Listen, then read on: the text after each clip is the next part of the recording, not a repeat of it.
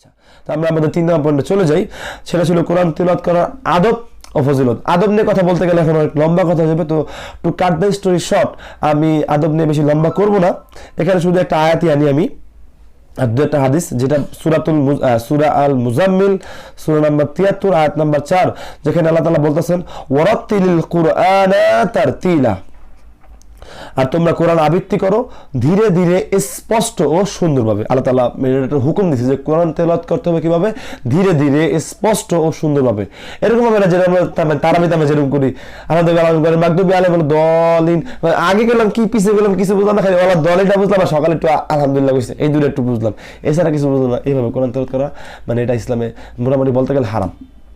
এভাবে কোরআন তেলাওয়াত করা এটা ইসলামে হারাম, কারণ এটা আল্লাহর কথার বিপরীত। আল্লাহ রাসূল সাল্লাল্লাহু আলাইহি ওয়াসাল্লামের তালিমাত যেটা দিয়েছে, যে তালিমটা বা শিক্ষা যে উনি দিচ্ছে, এটার বিপরীত।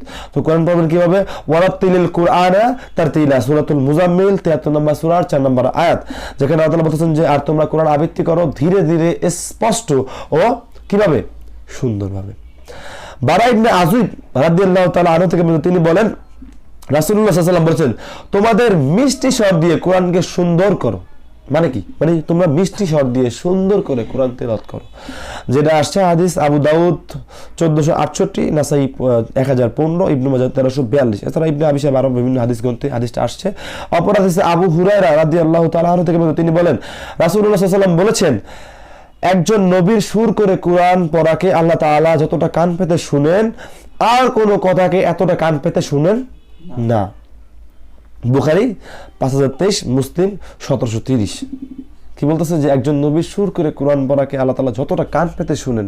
কান মানে যেমন আল্লাহর শানে, আগে এটা ক্লিয়ার করে দাও বলো। কান মানে আমাদের কানের মতো না, লাইসা কামিসলিহি শাইউন ওয়া হুয়াস সামিউল বাসীর, আর তার কোনো সদৃশ নাই। আমাদের মাথা ব্রেনে কাজ মানে ব্রেন ওরকম দেয় নাই, এবিলিটি দেয় নাই যে আমরা তিনি কেমন এটা আমরা মানে ডিফাইন করব। হ্যাঁ, এটা আমাদের কোরআনে দেয় নাই, তো আমাদের মাথায় ব্রেনটা দেওয়া হয়নি, মানে এটা আমাদের এবিলিটি না। তো এই যে বলছে কান পেতে শোনেন, কান আল্লাহর যেমন প্রয়োজন বা আল্লাহর যেমন শানে ধরে ওরকম কান, আল্লাহর যেমন থাকা উচিত তেমন, আল্লাহর যেমন থাকা উচিত তেমন। Right right right. হাদিসটা বুখারী 5023, মুসলিম 1730। অপর হাদিসে একই রাবী আবু হুরায়রা রাদিয়াল্লাহু আনহু তিনি বলেন, এখানে একটা ধমক টাইপের কথাই আল্লাহ সাল্লাল্লাহু আলাইহি ওয়াসাল্লাম ধমক দিয়েছেন যে আদবেই, যে ব্যক্তি সুর করে কোরআন পড়ে না, কি বলতেছে, যে ব্যক্তি সুর করে মানে আমার গানের সুরে না, যেমন আরবিরা বর্তমানে আল আফাসি বা আল ওসি বা ইদ্রিস আল হাইসামি আর মক্কার যে ইমামগুলো আছে তারা যেভাবে পড়ে, ঠিক আছে, এই সুরের কথা বলতেছে। যে ব্যক্তি সুর করে কোরআন পড়ে না সে আমাদের অন্তর্ভুক্ত নয়। ধমক, যে ব্যক্তি সুর করে কোরআন পড়ে না সে আমাদের কি অন্তর্ভুক্ত নয়। হাদিস সহিহ বুখারী 7527। তো অবশ্যই আমাদের কোরআন তেলাওয়াত করার সময় একটু সুর করে, একটু মনের মাধুর্য দিয়ে ধীরে ধীরে বুঝে শুনে পড়া অবশ্যই উচিত। তো এই হাদিসের উপর অবশ্যই ইনশাআল্লাহ সবাই আমল করার চেষ্টা করব। এখন আমরা ফজিলতে চলে যাই। আদব আপাতত একটুকুই করলাম, আর আপাতত আপনারা উজু করে পড়বেন, যদি এটা ভালো উজু করে পড়বেন, অবশ্যই উজু করেই পড়বেন, ঠিক আছে। ফজিলত আজগুলি এখন শুরু করি এখান থেকে। আয়েশা রাদিয়াল্লাহু তাআলা আনহা থেকে তিনি বলেন আল্লাহ রাসূল সাল্লাল্লাহু আলাইহি ওয়াসাল্লাম বলেছেন কোরআন অধ্যয়নে পারদর্শী ব্যক্তি মর্যাদাবান লিপিকার মালাইকার বা ফেরেশতার সাথী হবে, যে পারদর্শী কোরআন অধ্যয়নে। আর যে ব্যক্তি কোরআন অধ্যয়ন করে ও এতে আটকে যায় এবং তার জন্য কষ্টদায়ক হয় কোরআন পড়া, তার জন্য ডাবল পুরস্কার, মানে দ্বিগুণ পুরস্কার, দুটি পুরস্কার। তো আমরা যারা কোরআন শিখতেছি এবং যদি তাদের কোরআন পড়তে একটু কষ্ট হয়, কোনো ভয়ের কারণ নাই, কোনো টেনশনের কারণ নাই, তাদের জন্য কি দ্বিগুণ পুরস্কার। কিন্তু এটা কাদের জন্য, যারা এখনো শিখার মধ্যে আছে যে হ্যাঁ আমাদের ভুলটা আমরা শিখাচ্ছি, মানে সবাই চেষ্টা করতেছে তাদের জন্য। কিন্তু যারা থামাই দিচ্ছে যে যা পড়ি তাই পড়লেই ডাবল পুরস্কার, না ভাই, তাইলে আবার একটু মানে আপনি হাদিসের ভুল ব্যাখ্যা করছেন আর কিছু না। হ্যাঁ। আর এই হাদিসটা হচ্ছে সহিহ বুখারীর 4937, মুসলিম হাদিসটা 1747। অপর হাদিসে আবু উমামা আল বাহিলি রাদিয়াল্লাহু আনহু থেকে তিনি বলেন আমি রাসূল সাল্লাল্লাহু আলাইহি ওয়াসাল্লামকে বলতে শুনেছি তোমরা কোরআন পাঠ করো।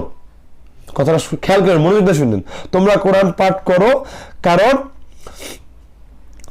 রাসূল সাল্লাল্লাহু আলাইহি ওয়াসাল্লাম বলেছেন কোরআন কিয়ামতের দিন তার পাঠকারীর জন্য শাফায়াতকারী রূপে আসবে। আমরা আগে বলছিলাম কি কোরআন দলিল হবে পক্ষে বা বিপক্ষে, এখন আমরা কি বললাম কোরআন যদি পড়ি শাফায়াতও করব। কত বড় একটা মানে ফজিলতই বলতে পারেন যে কত বড় একটা কাজ, কিয়ামত আমাদের সাফায়াত মানে আমরা সাহায্যকারী রূপে আসবে, অবশ্যই আমাদের কোরআন পড়া উচিত। এই হাদিস শুনলে অন্ততপক্ষে কোরআন তো অবশ্যই পড়া উচিত। এতগুলো হাদিস বললাম, এখন তো শুরু করেন ভাই, আর কাউ শুরু করবেন যদি এখন শুরু না করেন। তো হাদিসটা সহিহ মুসলিম 1759। অপর হাদিসে ইবনে মাসউদ রাদিয়াল্লাহু তাআলা আনহু থেকে বর্ণিত, তিনি বলেন আল্লাহ রাসূল সাল্লাল্লাহু আলাইহি ওয়াসাল্লাম বলেছেন, যে ব্যক্তি চায় যে আল্লাহ ও তার রাসূল কে অধিক ভালোবাসুক অথবা আল্লাহ ও তার রাসূল তাকে ভালোবাসুক, কথা বলতেছে কি, যে ব্যক্তি চায় যে আল্লাহ ও তার রাসূল তাকে ভালোবাসুন অধিক, অথবা আল্লাহ ও তার রাসূল তাকে ভালোবাসুন। এর কথা হচ্ছে দুইটা, যে ব্যক্তি চায় সে আল্লাহ ও তার রাসূলকে ভালোবাসুন, মানে আমি আল্লাহ ও রাসূলকে ভালোবাসি যেটা আমি চাই, অথবা আল্লাহ ও তার রাসূল তাকে ভালোবাসুন, সে যেন বেশি বেশি কোরআন দেখে পাঠ করে। বলছি কথা বুঝছেন?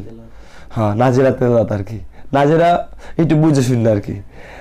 এই হাদিসটা আসছে এলাকা সহি হাদিস সম্মান, যে আল হাদিসের একটা হাদিস সম্মান নামে একটা অ্যাপস আছে, 1413 নম্বর হাদিস। এছাড়াও বাইহাকি সিলসিলা সহিহাতেও আসছে হাদিসটা। অপর হাদিসে আনাস বিন মালিক রাদিয়াল্লাহু তাআলা আনহু থেকে তিনি বলেন, কতক লোক আছে আল্লাহর পরিজন, কতক লোক আছে আল্লাহর পরিজন। সাহাবীগণ জিজ্ঞেস করলেন, হে আল্লাহর রাসূল সাল্লাল্লাহু আলাইহি ওয়াসাল্লাম, তারা কারা? তারা কারা? আল্লাহর পরিজন কারা? তাতে তিনি বলেন, কোরআন তেলাওয়াতকারীগণ আল্লাহর পরিজন এবং তার বিশেষ বান্দা। কোরআন তেলাওয়াতকারীগণ আল্লাহর পরিজন এবং তার বিশেষ বান্দা। হাদিসটা হলো ইবনে মাজাহ 215 নম্বর হাদিস। এছাড়া আহমদ সহিহুল জামিআত আছে, সিলসিলা সহিহাতেও আছে। অপর হাদিসে আবু মুসা আল আশআরী রাদিয়াল্লাহু আনহু থেকে তিনি বলেন, আল্লাহ রাসূল সাল্লাল্লাহু আলাইহি ওয়াসাল্লাম বলেছেন, কোরআনের ধারক বাহক এবং বৃদ্ধ মুসলিমকে এবং ন্যায়পরায়ণ শাসকের প্রতি সম্মান দেখানো মহান আল্লাহ তাআলার প্রতি সম্মান প্রদর্শনের অন্তর্ভুক্ত। সুবহানাল্লাহ, এটা তিনটা কথা বলছে। যে আমাদের মেইন কথা ছিল এটা, যে কোরআনের ধারক বাহককে সম্মান করা বা সম্মান দেখানো মহান আল্লাহর প্রতি সম্মান প্রদর্শনের অন্তর্ভুক্ত। সুবহানাল্লাহ। তো এটা আমরা পাইলাম যারা কোরআনের ধারক বাহক কারা, যারা কোরআন অনুযায়ী আমল করে, হ্যাঁ আলেম ওলামা হাফেজ ভাই, যারা একটু কোরআন অনুযায়ী আমল করে বা কোরআন বুঝে পড়ে, তারা হলো কোরআনের ধারক বাহক। অবশ্যই তাদের প্রতি সম্মান দেখানো আমাদের দায়িত্ব, কর্তব্য। আর এটা মনে রাখা যে তাদেরকে সম্মান করা মানে কি, আল্লাহকে সম্মান দেখানো, আল্লাহর প্রতি সম্মান দেখানো অন্তর্ভুক্ত বা সম্মান প্রদর্শন অন্তর্ভুক্ত। সুবহানাল্লাহ। আর হাদিসটা হাদিসে হাসান, আবু দাউদের 4843 নম্বর হাদিস। এছাড়া আরো বিভিন্ন গ্রন্থে আসছে, মিশকাতেও আসছে 4972। ওকে। উকবা ইবনে আমর, অপর হাদিসে উকবা ইবনে আমর রাদিয়াল্লাহু তাআলা থেকে তিনি বলেন, রাসূলুল্লাহ সাল্লাল্লাহু আলাইহি ওয়াসাল্লাম বলেছেন, উচ্চ স্বরে কোরআন পড়া প্রকাশ্যে সাদাকা করার মতো, উচ্চ স্বরে কোরআন পড়া প্রকাশ্যে দান করার মতো বা সাদাকা করার মতো, আর চুপে চুপে কোরআন পড়া মানে লুকা লুকা কোরআন পড়া চুপে চুপে সাদাকা করার মতো। আর অবশ্যই প্রকাশ্যে দান থেকে চুপে চুপে দানটা কি বেশি ফজিলত, বেশি উত্তম, যেটার ব্যাপারে অনেক ফজিলত আছে, বললে আর একটা লেকচার লাগিয়ে যাবে, থাক এটা এখন আমরা একটু কাট দ্য স্টোরি শর্ট। কি বলতেছে এখানে, যে উচ্চ স্বরে কোরআন পড়া প্রকাশ্যে সাদাকা করার মতো, আর চুপে চুপে কোরআন পড়া চুপে চুপে সাদাকা করার মতো। সুবহানাল্লাহ। হাদিসটা আবু দাউদ, তিরমিজি, নাসাইতে আসছে। আবু দাউদের 1333, তিরমিজির 2919, নাসাই 2561। আব্দুল্লাহ ইবনে মাসউদ সবচেয়ে কমন, সবচেয়ে প্রচলিত হাদিস, যেটা আলেম ওলামারা বা সবাই বলতে নিয়ে যে হাদিসটা বলে, তিরমিজির হাদিস, তিরমিজির 2910 নম্বর হাদিস, যেটা হচ্ছে যে আব্দুল্লাহ ইবনে মাসউদ রাদিয়াল্লাহু তাআলা বর্ণিত, তিনি বলেন, রাসূলুল্লাহ সাল্লাল্লাহু আলাইহি ওয়াসাল্লাম বলেছেন, যে ব্যক্তি আল্লাহর কিতাবে কোনো একটি পাঠ করবে, সে কয় নেকি পাবে? 10 নেকি পাবে। সে 10 নেকি পাবে। আর নেকি হচ্ছে মানে 1 নেকি পাবে, মানে প্রথম বলছে সে নেকি পাবে আর কি, পরে নেকি আমলের 10 গুণ। তারপর বলতেছে, আমি বলতেছি না যে আলিফ লাম মিম একটি অক্ষর, আমি বলতেছি না যে আলিফ লাম মিম একটি অক্ষর, বরঞ্চ আলিফ একটি অক্ষর, লাম একটি অক্ষর, মিম একটি অক্ষর, তার মানে আলিফ লাম মিম বললে 30টা নেকি পাবো। সুবহানাল্লাহ, সুবহানাল্লাহ। তার মানে আমরা দেখা নেকি পড়লো কি প্রত্যেক ওয়ার্ডে আমরা 10 নেকি করে পাচ্ছি। সুবহানাল্লাহ। তো হাদিসটা হচ্ছে তিরমিজির 2910 নম্বর হাদিস। এছাড়া মিশকাতে 2137 আছে।